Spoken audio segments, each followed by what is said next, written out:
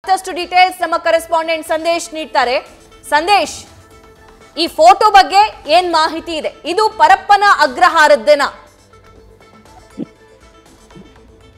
ಸಭಾ, ಇಲ್ಲಿ ಪ್ರಮುಖವಾಗಿ ಆ ಫೋಟೋವನ್ನ ನಾವು ಗಮನಿಸೋದಾದ್ರೆ ಇದು ಕಂಪ್ಲೀಟ್ ಒಂದು ಪರಪ್ಪನ ಅಗ್ರಹಾರದಿಂದನೇ ರಿಲೀಸ್ ಆಗಿರುವಂತಹ ಫೋಟೋಸ್ ಅಥವಾ ಪರಪ್ಪನ ಅಗ್ರಹಾರದ ಒಂದು ಪಾರ್ಕ್ ಏನಿದೆ ಅಥವಾ ಹೊರಭಾಗ ಏನಿದೆ ಆ ಹೊರಭಾಗದಲ್ಲಿ ಕೂತ್ಕೊಂಡಿರುವಂತಹ ಫೋಟೋ ಅನ್ನೋದು ಕ್ಲಿಯರ್ ಕಟ್ ಆಗಿ ಈಗ ನಮ್ಗೆ ಸಿಕ್ತಿರುವಂತಹ ಮಾಹಿತಿ. ಅಂದ್ರೆ ಓರ್ವ ಕೈದಿಯೊಬ್ಬ ಈ ಒಂದು ಫೋಟೋವನ್ನ ಹೊರಗಿರುವಂತಹ ವ್ಯಕ್ತಿಗೆ ಕಳಿಸಿದ್ದಾನೆ ಅನ್ನೋ ಮಾಹಿತಿಗಳು ಕೂಡ ಲಭ್ಯವಾಗ್ತಾ ಇದೆ. ಅಂದ್ರೆ ಇಲ್ಲಿ ಎಲ್ಲೋ ಒಂದ್ ಕಡೆ ಈ ಒಂದು ದೃಶ್ಯಾವಳಿಗಳನ್ನ ಅಥವಾ ಈ ಫೋಟೋವನ್ನ ನಾವು ಕ್ಲಿಯರ್ ಕಟ್ ಆಗಿ ನೋಡೋದಾದ್ರೆ ಇಲ್ಲಿ ವಿಲ್ಸನ್ ಗಾರ್ಡನ್ ನಾಗ ಕೂಡ ಇದ್ದಾನೆ. ಆತ ಕೂಡ ರೌಡಿ ಶೀಟರ್ ಮಹೇಶನ ಕೊಲೆ ಪ್ರಕರಣದಲ್ಲಿ ಆತ ಜೈಲು ಸೇರಿದ್ದ. ಆತನ ಜೊತೆಯಲ್ಲಿ ಕುಳ್ಳ ಸೀನಾ ಅನ್ನೋ ಒಬ್ಬ ರೌಡಿ ಶೀಟರ್ ಕೂಡ ಇದ್ದಾನೆ. ಆತನ ಮತ್ತೊಬ್ಬ ವ್ಯಕ್ತಿ ಅಂದ್ರೆ ದರ್ಶನ್ ಅವರ ಆಪ್ತ ನಾಗರಾಜ್ ಏನಿದ್ದ ಆತನು ಕೂಡ ಅಲ್ಲಿ ಕೂತಿರುವಂತದ್ದು. ಅಂದ್ರೆ ಎಲ್ಲರೂ ಕೂಡ ಕೂತ್ಕೊಂಡು ಈಗಾಗ್ಲೇ ಏನು ಧೂಮಪಾನವನ್ನು ಮಾಡ್ತಾ ಇದ್ದಾರೆ, ಅಂದ್ರೆ ಸಿಗರೇಟ್ ಅನ್ನ ಸೇರ್ತಾ ಇದ್ದಾರೆ. ಜೊತೆಗೆ ಎಲ್ಲ ಒಂದ್ ಕಡೆ ಹೊರಗಡೆ ಜನರಿಗೆ ಯಾವ ರೀತಿ ಇದು ಕಾಣಿಸುತ್ತೆ ಅಂದ್ರೆ ಆರಾಮಾಗಿ ದುಡ್ಡಿದ್ರೆ ಯಾರು ಬೇಕಾದ್ರೂ ಹೇಗ್ ಬೇಕಾದ್ರೂ ಇರ್ಬೋದು ಜೈಲಿನ ಒಳಗೆ ಅನ್ನೋದು, ಅಂದ್ರೆ ಆ ರೀತಿಯಲ್ಲಿ ಇಲ್ಲಿ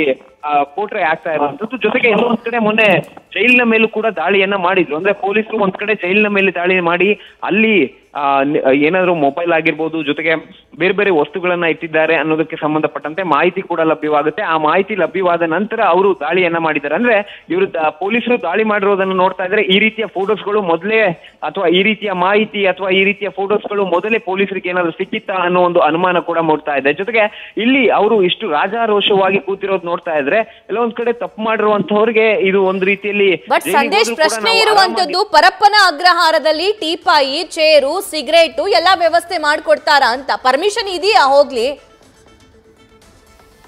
ಸಭಾ, ಇಲ್ಲಿ ಪ್ರಮುಖವಾಗಿರುವಂತದ್ದು ಅಲ್ಲಿ ಚೇರ್ನ ವ್ಯವಸ್ಥೆ ಇರುತ್ತೆ. ಆದ್ರೆ ಕೈದಿಗಳಿಗೆ ಅಥವಾ ವಿಚಾರಣಾಧೀನ ಕೈದಿಗಳಿಗೆ ಇದನ್ನ ಆ ಚೇರ್ಗಳ ವ್ಯವಸ್ಥೆಯನ್ನ ಮಾಡುವಂತದ್ದು ಇದು ಸಾಕಷ್ಟು ಅನುಮಾನಗಳಿಗೆ ಎಡೆ ಮಾಡಿಕೊಡ್ತಾ ಇರುವಂತದ್ದು. ಜೊತೆಗೆ ಇಲ್ಲಿ ನಿಷೇಧಿತ ವಸ್ತುಗಳಾಗಿರ್ಬೋದು, ಅದು ಫಾರ್ ಎಕ್ಸಾಂಪಲ್ ಈಗ ಧೂಮಪಾನ ಅಂದ್ರೆ ಸಿಗರೇಟ್ ಆಗಿರ್ಬೋದು, ಇವೆಲ್ಲವೂ ಕೂಡ ಗುಟ್ಕಾ ಆಗಿರ್ಬೋದು, ಇವೆಲ್ಲವೂ ಕೂಡ ಸಾಕಷ್ಟು ಬಾರಿ ಪೊಲೀಸರು ದಾಳಿ ಮಾಡಿದಂತ ಸಂದರ್ಭದಲ್ಲಿ ಅಲ್ಲಿ ಸಿಕ್ಕಿರುವಂತ ಸಾಕಷ್ಟು ಉದಾಹರಣೆಗಳು ಕೂಡ ಇದೆ. ಜೊತೆಗೆ ಒಳಭಾಗದಲ್ಲಿ ಒಂದು ಕ್ಯಾಂಟೀನ್ ರೀತಿಯ ಒಂದು ಸ್ಟೋರ್ ಕೂಡ ಇರುತ್ತೆ. ಆ ಸ್ಟೋರ್ ನಲ್ಲಿ ಎಲ್ಲವೂ ಕೂಡ ಲಭ್ಯವಿರುತ್ತೆ.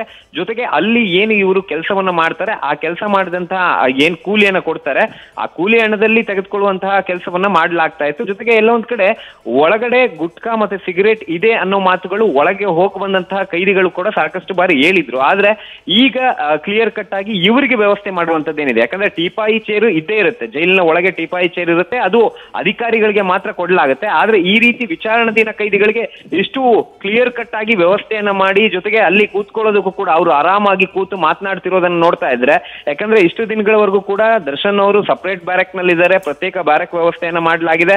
ಬ್ಯಾರಕ್ ನಿಂದ ಅವ್ರಿಗೆ ಬೆಳಗ್ಗೆ ಮತ್ತೆ ಸಂಜೆ 6 ಗಂಟೆವರೆಗೂ ಕೂಡ 6 ಗಂಟೆವರೆಗೂ ಮಾತ್ರ ಅವ್ರಿಗೆ ಹೊರಗಡೆ ಬಿಡ್ಲಾಗುತ್ತೆ ಅನ್ನೋ ಮಾತನ್ನ ಕೇಳಿ ಬರ್ತಾ ಇದ್ವು. ಆದ್ರೆ ಈಗ ಎಲ್ಲರೂ ಕೂಡ ಜೊತೆಯಲ್ಲೇ ಕೂತಿದ್ದಾರೆ. ವಿಲ್ಸನ್ ಗಾರ್ಡನ್ ನಾಗ ಇದ್ದಾರೆ, ಜೊತೆಗೆ ಕುಳ್ಳ ಸೀನಾ ಇದ್ದಾನೆ, ಜೊತೆಗೆ ನಾಗರಾಜ್ ಕೂಡ ಇದ್ದಾನೆ. ಅಂದ್ರೆ ಇದೇ ಒಂದು ಪ್ರಕರಣದ ಆರೋಪಿ ನಾಗರಾಜ್ ಕೂಡ ಇರೋದನ್ನ ನೋಡ್ತಾ ಇದ್ರೆ ಎಲ್ಲರೂ ಕೂಡ ಆರಾಮಾಗಿ ಅಲ್ಲಿ ಮಾತನಾಡ್ಕೊಂಡು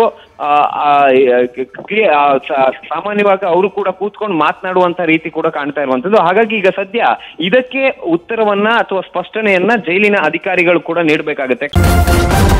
ನ್ಯೂಸ್ ಫಸ್ಟ್, ನಿರ್ಭೀತಿಯಿಂದ ನಿಮ್ಮ ಪರವಾಗಿ.